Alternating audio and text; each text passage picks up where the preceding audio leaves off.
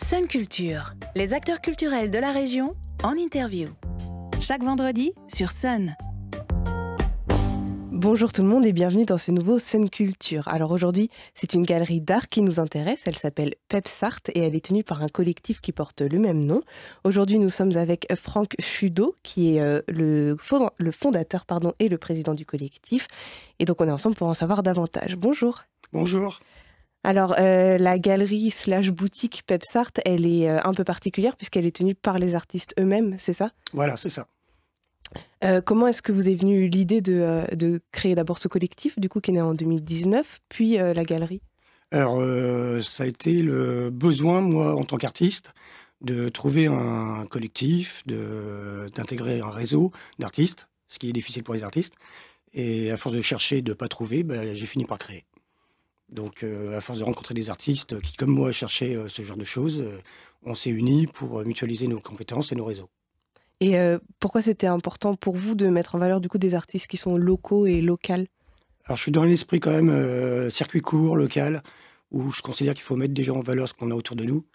Et il est plus facile de gérer, de travailler avec des gens qui sont dans notre région que de communiquer avec des gens à l'autre bout de la France. Ou autre. Chez Pepsart, il y a un groupe du coup d'artistes permanents et permanentes, et il y a d'autres artistes qui gravitent autour de ce collectif-là, c'est ça ? Oui, voilà. La chose qui se fait, c'est qu'on est 15 artistes permanents pour le moment, avec 6 artistes qui sont des artistes qu'on appelle des artistes invités, avec qui on collabore, qui travaillent avec nous sur le projet. Et en total, on est 23 personnes avec une bénévole et une apprentie en alternance qui travaille sur tout ce qui est marketing et autres. Et concrètement, ça se passe comment en termes d'investissement de la part des artistes ? Est-ce que du coup vous êtes tous investis à 100% pour faire tourner cette galerie-là ou Alors à 100%, c'est chacun donne son énergie. Moi, j'y suis à 100%, ça c'est clair. Après, oui, chaque artiste donne de son temps, de son énergie, donc que ce soit pour tenir la galerie, pendant les heures d'ouverture, on se retrouve souvent sur des réunions pour organiser les événements, réfléchir à l'évolution de l'association. Voilà, donc il y a une collaboration constante. Ouais, parce qu'on n'a quand même pas trop l'habitude de voir des galeries d'art qui sont tenues par des artistes eux-mêmes, si ? Non, nous, après, on est plus une galerie associative. Et la galerie, c'est plus un support de notre travail. On ne se définit pas comme une galerie en tant que telle. Ok. Et donc, quand on se rend dans cette galerie qui se trouve au 39 boulevard Gustave Roch, sur l'île de Nantes. Sur l'île de Nantes, qu'est-ce qu'on voit comme genre d'œuvre ? Alors, il y a différents artistes, différentes œuvres, vraiment une diversité intéressante. On a des peintres qui sont dans l'abstrait, dans le figuratif, dans le surréalisme. On a des collagistes qui travaillent le collage sur leur toile. On a des sculpteurs et photographes. Oui, donc il y a pas mal de trucs, quoi. Oui, même des objets dérivés, des petites choses comme ça. Et alors cette galerie, c'est aussi une boutique, donc ça veut dire qu'évidemment on peut acheter les œuvres qu'on voit, mais on peut aussi les louer, c'est ça ? Ouais, c'est un concept que j'ai mis en place dès le début, qui existait déjà dans le système Artothèque. Mais là, l'idée, elle est de faciliter l'accès à l'art au quotidien, à tout le monde. Donc revenir à un niveau plus général, plus intéressant. Et donc on propose des locations à partir de 25 € pour n'importe quelle œuvre. Et oui, c'est ça, c'est ce que je voulais vous demander. Ça permet du coup de créer un lien avec le public qui est plus, plus simple, quoi. Enfin, il y a moins d'écart. Oui, voilà, un rapport plus humain. Plus humain, ouais, voilà, à l'échelle humaine, un peu comme la ville de Nantes, que j'aime beaucoup à ce niveau-là. C'est le rapport humain très simple et ça permet aux gens de pas non plus se ruiner en faisant rentrer de l'art à la maison, de prendre le temps et de se faire plaisir en changeant régulièrement. Et il y a tellement de choix que, il y a de quoi faire. Et le prix a été aussi réfléchi pour que ça soit ouvert à toutes les bourses. Accessible, quoi. Voilà, que ce soit accessible et intéressant. Et alors, sur votre site internet, on peut lire que Pepsart se veut être un circuit court de l'art. C'est ce que vous avez dit il y a quelques minutes. C'est en quelque sorte, du coup, un tisseur de liens entre les artistes du territoire et le public. Et vous expliquez, du coup, pour ça, vous organisez des ateliers et des événements. Est-ce que vous pourriez nous en dire quelques mots ? Alors, on organise déjà au niveau des événements, tous les 3e vendredis de chaque mois, on organise un événement, vernissage, où on rencontre le public, où on échange avec. autour d'un verre, où on présente les nouveaux artistes, les nouveaux travaux, et on fait aussi intervenir des artistes extérieurs qui sont soit des musiciens, des gens du théâtre et autres. D'accord. Du coup, ça s'inscrit aussi dans ce truc de lien humain avec le public, ça? Oui, voilà. C'est comme tu disais aussi, on met en place des ateliers où quelques artistes proposent la découverte de son travail, de sa technique. Il y a des petites choses comme ça, des rencontres. Ça peut être vraiment plein de choses qui sont en cours de développement d'ailleurs de projet.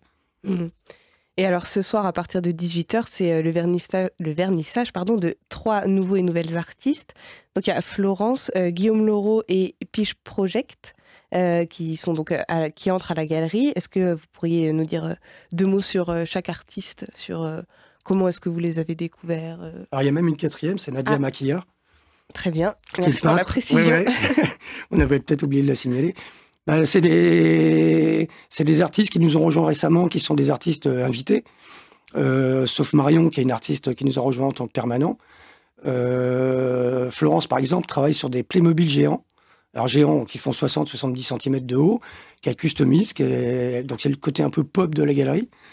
Autrement, les autres sont des peintres, des artistes qui ont envie de participer au mouvement, de créer une effervescence avec le collectif et participer à un réseau, développer un réseau, et on ouvre nos portes à ces artistes qui sont plus ou moins confirmés.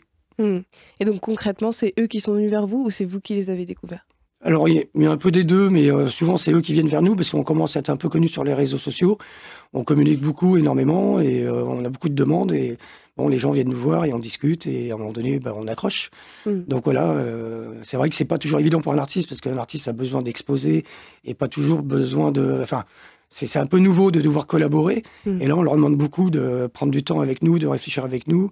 Et c'est ce qui leur a plu à ces nouveaux artistes là, qui nous rejoignent. D'accord. Et du coup, j'imagine que pendant le confinement, enfin en 2020 en tout cas, l'activité de la galerie a dû être un peu compliquée. Comment ça s'est passé pour vous à ce niveau-là? C'est le paradoxe, oui et non, ça nous a permis de prendre du temps, pas forcément d'organiser des événements, c'était compliqué, mais on a eu l'occasion de trouver une première galerie, après la suivante qui est celle actuelle, mais ça nous a permis de rencontrer des artistes, de réfléchir, de se poser. Ça a été un certain travail pour maintenir tout le monde et maintenir la motivation, vu la conjoncture, mais non, ça ne nous a pas découragés parce que, on est dedans, quoi. Et on savait que ça allait s'arrêter. Oui, bien sûr.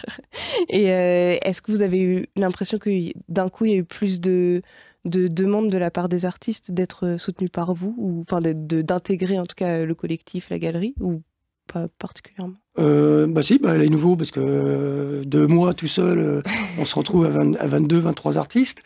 Donc il y a cette demande quand même, parce que mais en termes généraux, même avant les histoires du Covid, l'artiste a besoin de créer un réseau, a besoin de communiquer et de sortir de son atelier. Et après d'en vivre, il faut être au contact du public. Et là, c'est ce qu'on propose, de pouvoir rencontrer le public, de se faire connaître, et d'échanger, quoi. Merci beaucoup, Franck, d'être venu dans nos studios. On le rappelle, du coup, le vernissage, il a lieu ce soir, de 18h à 22h, accompagné d'un DJ set. L'entrée, elle est à prix libre, et pour y aller, c'est donc au 39 boulevard Gustave Roch sur l'île de Nantes. Merci beaucoup. Merci à vous. Au revoir. Au revoir. Sun Culture, en podcast et en vidéo sur mysun et lesonunique.com.